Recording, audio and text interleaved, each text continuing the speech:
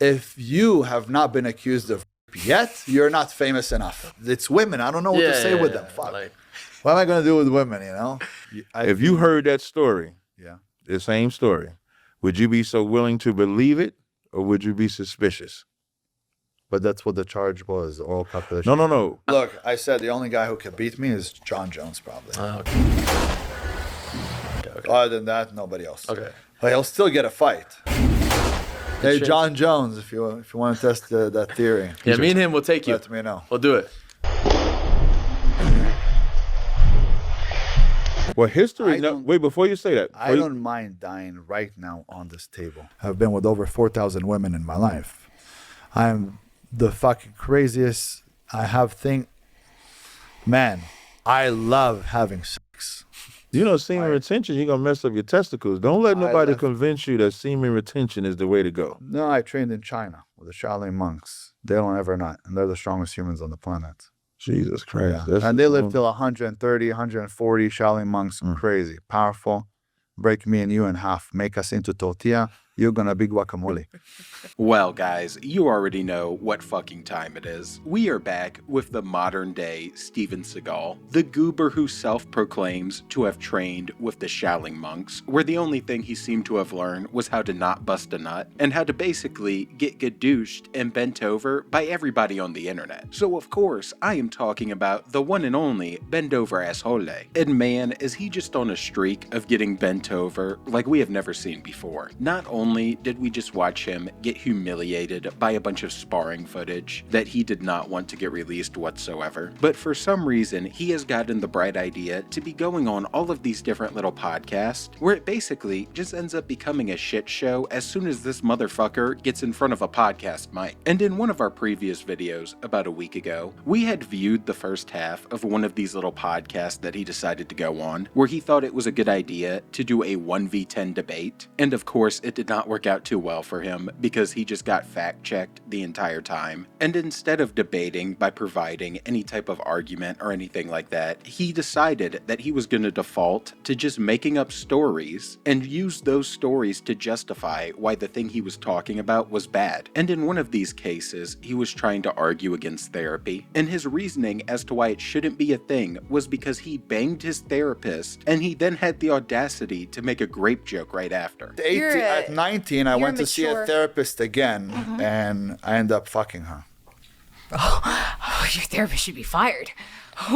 She was very hot, and we had a lot of great conversations, and then I ended up sleeping with her, and I realized I don't need a therapist Okay. because she me. Yeah. Kidding, she didn't me. It was mutual. Well, right? I mean, she took advantage Yes. of her position, and that's She didn't. We were that's having a conversation. unethical. We That's really unethical. liked each other. She was banging hot. And of course, since he was basically just being laughed at and was being made fun of, and on top of both of those, he was being corrected by women, which must have really hurt his ego, it naturally led to him having a mini crash out already, even though it was only the beginning of the podcast, where he basically just started yapping at one woman about how she should have been at home with her husband and should have been taking care of the kids, instead of daring to come on here and prove him wrong and correct him because he just didn't know what he was talking about. Facts can be My insulting. fact is that your husband should have probably kept you home. You shouldn't have came here. That's all. That doesn't make it not an insult as well. It's and not what's an insult. different here And is if that you the have whole children, time, you should be with your children. You the shouldn't be whole talking to time- some douchebag. Sure, I agree you're a douchebag. I am a douchebag. What do you need to sit here and talk to me? So I had a girl in front of me that was sitting here and going blah, blah, blah, blah, blah, blah. And all I'm hearing is blah, blah, blah. I'm like, what the fuck you're doing here? You should be at home with your husband. If you have a child, cool. She probably doesn't have a child. That's why she's here. That's her baby. Being on a fucking stupid podcast. She shouldn't be here. She should be at home with her husband. So as I'm sure you can tell, the first half of it was just a complete and utter disaster and shit show for Bend over here. And we will naturally be picking up on the second half, where things did not get any better, but only continued to get worse as this idiot just kept on speaking. And picking up from where we left off, he continued to just be really mad after having that experience right there, where a woman would dare to prove him wrong. And he decided to express this anger with the next person that came up to debate him by basically basically just going on an unhinged little rant about how he controlled the youth and how, I shit you not, he apparently booked a role to become a fucking superhero in a movie. I own the youth. The youth loves me. I just booked a movie role to be a superhero in a huge fucking movie. My life is going exactly where I want it to go. I have a fight coming up. My son will know who I am. More than that, he will have to watch a movie and tell his mom, I want to be like him, that superhero. And she's going to have to tell him, you will. You know why? Because that's your father. Yeah. So everything I've done was for my son. I don't need to be on social media. This place. Yeah. This place is a junk shit. Yeah. That's why I have so much respect today for Andrew Tate. From the beginning until today I have for him a million times more respect, because the amount of death threats and bullshit that I get every single day to get on here, not make money, but to do everything in my power to help men become better and stronger. And yeah, I give you tough love because this is how I got it.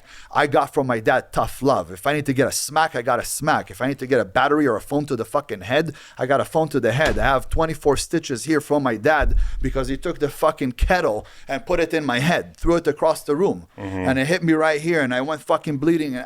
I was 10 years old. And whoa, bend over. Let's just hold on. What the fuck are you talking about? Where did we go from how you're going to be in a superhero movie and all that to how your dad apparently busted your head open when you were 10 with a kettle? And why are we even going into this? You can just tell how worked up he is by how kind of frantic it is and how he's just bouncing all over the damn place. And whenever he gets this mad and worked up, he immediately just finds a way to make himself sound like a victim and just says and does whatever he needs to in order to make people kind of feel bad for him. So I don't even know what the fuck he's talking about anymore, and he just continues to go on and starts yapping about how his grandfather treated him and all types of shit as he's just going on this delusional little freak out rant because he was having a hard time on the podcast. My grandpa taught me how to fight by beating the shit out of me. He taught me how to swim by drowning me. He taught me how to ride a bicycle by tossing me down the fucking the road. And I ran into an electrical pole and my whole face like got smashed. And I woke up in the hospital. That's how I learned how to ride a bicycle. I mean, that's a man's journey right there. But Yes. most men are But most men today don't have that. Yeah. The grandpa, the father, they've been extinct. They don't have these dads. It's because of, And I like how the complaint is that most men nowadays don't have a dad who's busting their head open with a kettle and a grandfather who is trying to drown them before throwing them down a mountain and smashing their face into a bowl. Like, what are we even talking about at this point? This is so ridiculous, and it just kept getting ridiculous because Bendover again was mad, and it led to him going on even more rants about how he's a born killer and all men are born killers and they're trying to domesticate him and all types of goofy ass shit that just came out of absolutely nowhere. We are born to kill. Me and you, we're murderers. And every single man in here is a fucking murderer. The fact that they domesticate us, turn us into some fucking pets, doesn't mean we don't have it inside of us. So when you want to sit down and talk about problems that are mental health problems, the fuck that, fuck you, fuck the doctor, fuck their mother, little sister. I sat with the doctor last week. He told me, you're eating too much fucking red meat. Your red blood cells are up. I pulled up my shirt, showed him my six-pack. Told him, you fat fuck, look at you. You're about to die from fat disease. What the fuck are you? You're going to tell me about my health? Look at how you look. You're about to die out of a heart attack. All you took was my blood pressure and you're about to die from breathing too hard. And of course, Ben doesn't want to believe mental health problems are real, or doesn't want to talk about it, because this man clearly has some with how much he just constantly has to fucking lie. Like, there is no way that happened. He did not have the balls to lift up his shirt and say any of that to the doctor. He was just mad about it, kept it to himself, and it stewed in his head until he went on this podcast, and then he was like, you know what? I'm gonna show him. I'm gonna make up some shit and just talk all my shit now. So clearly, the goober was just on one. And this continued all the way to the end of the podcast, where he was trying to intimidate this guy he was sitting across from, who was just basically clowning on him, and was starting to get a little bit heated, as the guy was pretty much just making fun of his goofy ass. But I could guarantee you that if I stepped into this room and stared at everybody like a fucking maniac, which I know how to do, everybody would piss their pants. No. 100%. No. Yes. I've done it in the past. Do the stare down. Is it going to work? I've done it in the past. I don't need you to wet the floor. But if I stepped into a room right now and I got pimples all over my face, not a penny in my pocket, and I go to college and I listen to a fucking stupid teacher that can't get me anywhere, how are they going to look at me? And hair like a girl. Listen, I'm sorry. I didn't want to bring this up, but I'm not going to listen to somebody who got a conviction with sleeping with a 13-year-old. First of all, she was 15. That doesn't make it better. Wait. First of all, holy shit. She was 15, not 13. Let's start there. Second. It makes it better, guys. Second. Okay. How old was I? 18. 18. My 18th birthday. All right. Now, was it sleeping with her or was it getting a job? Once again, that doesn't make it better. Hold on. What was it? I'm not saying it. Hold on. Was it a job or was it sleeping with her? It was a job. Okay. We're getting better. Now, was the case dismissed or not? Was it dismissed? You signed a plea deal. You signed a plea deal. So as you just witnessed, Ben got a little bit butthurt and started talking shit about him and mentioning girl hair, pimples on his face, and going to school and all that shit. So the guy, naturally, just dropped the little grape case on him. And Bendover immediately went into defensive mode, where he was just trying to brute force control the conversation, and was doing everything and anything to avoid mentioning the grape part, and was just trying to argue that he only got a BJ. And then tried to claim that, oh, it's dismissed, while again ignoring the fact that he took a plea deal. And this piece of shit right here really took it to the next level, because he even had his little butt buddy, his little meat rider, also ganging up on the other guy, where they then made the guy sitting across from him read the name of the victim, and where Bendover himself dropped her last name as well, as what I can only consider as some scummy, fucked up way to try to attack her. And obviously I'm muting both of those segments out, but it was so disgusting and such poor character that it is actually sickening. Dismissed. Do you see her name? What's her name right there? What's her name? Can we say it? Or? Yeah, you can say. Everybody already knows. Can I even say it? Yeah, say it. Oh, okay. Yeah. All right. Okay. And 20 years later, someone wants to bring that up. Do you know that Cristiano Ronaldo was accused of here in Vegas and paid a woman? I didn't know that. No. Okay. But I have to say this though. You know that Donald Trump was accused of. You have you have 100 different backstories filled like that sound like total bullshit. Let's go on. You can't tell me all the stories are bullshit. This is great for a clip. You can't tell me all the stories aren't bullshit. 1 second. Come on. 1 second. The next thing was Donald Trump accused of. All right. Yeah, he was. Yes. Was Mike Tyson accused of? I believe so. Yeah. Okay. So in my opinion, if you have not been accused of yet, you're not famous enough. Fuck. You're not famous enough if you didn't get accused of as a man. I hope that day doesn't come. And in my opinion, Bendover, you're just a pathetic, disgusting little gremlin who was out here making all of these nasty arguments that don't even add up and make sense, because you can name all of the different people in the world who have been accused, but you're one of the few that actually took a plea deal in regards to your accusations. And of course, when you have no way to defend yourself anymore, instead of, taking any accountability, manning up and owning anything, and showing any amount of remorse, you would rather just drop the victim's name and try to use it as some type of way where I can only assume you're trying to attack them. So we really did end this podcast as shitty as it started, and he was still not done, because around the same time he dropped another new podcast where he was debating this other guy, and they were trying to portray it as kind of like a religious political debate. But during it, Bendover again started yapping and saying whatever he could about the case, and this time he actually got a decent bit of pushback because he didn't have all of his butt buddies around to jump one guy and to try to just silence him by talking over him. And instead of answering it and saying, yeah, I wouldn't really believe me either, he just kept trying to change the subject and kept doubling down and saying that that's what the charges were. And I believe every single people should get the death penalty, if you ask me. Mm-hmm. There's some people online telling me that I'm some blah, blah, blah, because I'm Israeli, and I had a situation when I was 18 years old on my birthday. And they're like, oh, you're some what was the situation, man? I had a party at my house for my 18th birthday. Right. Girls came over. 3 girls wanted to take care of me down there. One ended up being underage. And you didn't know? I didn't know. She said she was... You telling the truth. 100%. Yeah. No, I didn't know. But I was 18. She was almost 16. Really, nigga?